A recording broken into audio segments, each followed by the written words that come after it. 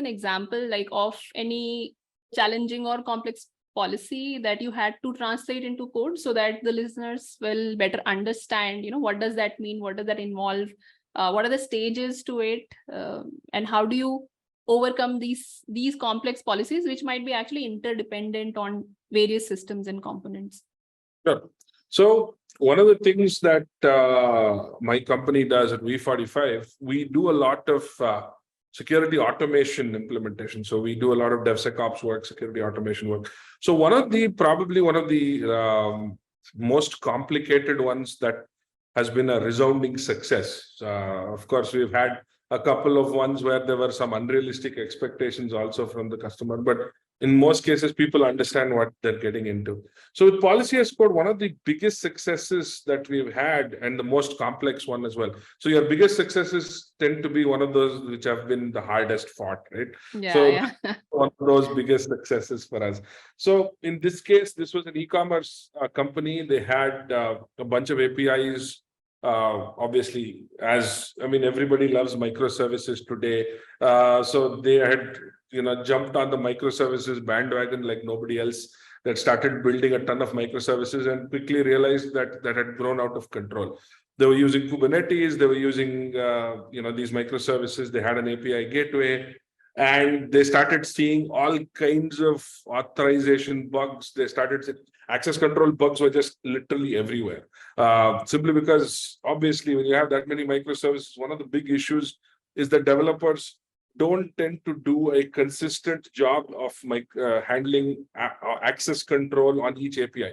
Imagine that I have 100 different API teams. One team is a Golang team, one team is a JavaScript team, one team is a Java team, and each of them have implemented authentication access control in their own way. So it basically became an unmitigated disaster for them very quickly. So one of the things that we first did was we told them that, look, the biggest problem that you have is that you have this proliferation of services and you don't have any control over these services. There's just no control over these services.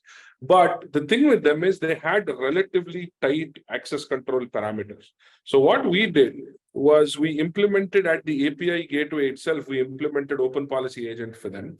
And we also implemented an integration with another dynamic access control, again, Policy as Code system called Casbin. So we hooked these two up together.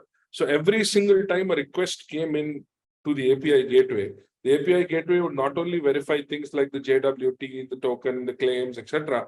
It would also dynamically check whether the user was authorized to perform that action against that object, which means that from that point onwards, the API developer did not have to think about access control at all. The API developer could be completely oblivious to access control. All the access control was entirely dynamically managed through the API gateway because of this solution. And that was, I would say, a pretty big win, because they immediately saw I have 5,000 different access control bugs to almost 10 or 5 or something like that. So they started to see a huge drop in the kind of bugs that they were seeing, especially related to access control.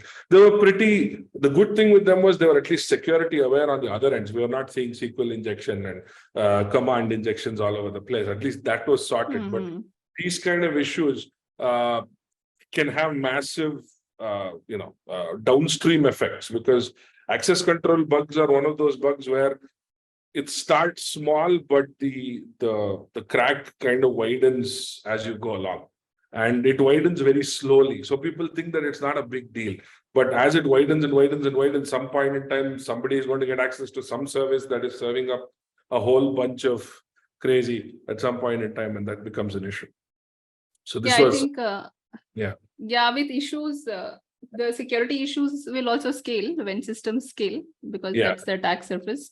But do you get questions around, and I was just curious, because we have gotten those kind of questions where you are doing an implementation on a complex bit, right? And how does it impact the performance at the end of the day? So do you get those questions? Yes, we do get those questions. See, and those questions are legitimate, but also it's the good thing today is that you have tech that reduces performance implications by quite a bit. See, for instance, Open Policy Agent is one of those frameworks that we use quite a bit of, and it's one of the most popular policy as code frameworks out there, right? As we speak.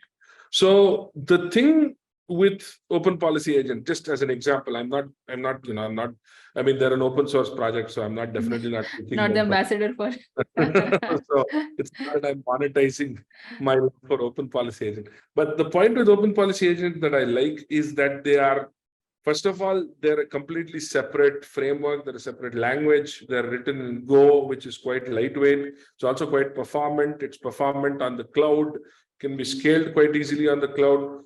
I think it's really, most of these things are really about, even from a performance standpoint, unless you're dealing with, let's say, a system that has,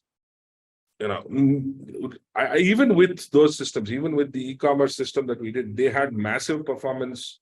They had massive performance needs.